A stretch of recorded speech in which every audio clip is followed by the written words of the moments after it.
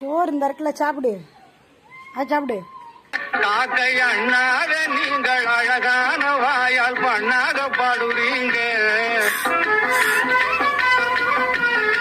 காக்கை அண்ணாத நீங்கள் அழகான வாயால் பண்ணாக பாடுறீங்க. காக்காகன ஒன்னாக கூடுறீங்க. வாங்க கா கா கா.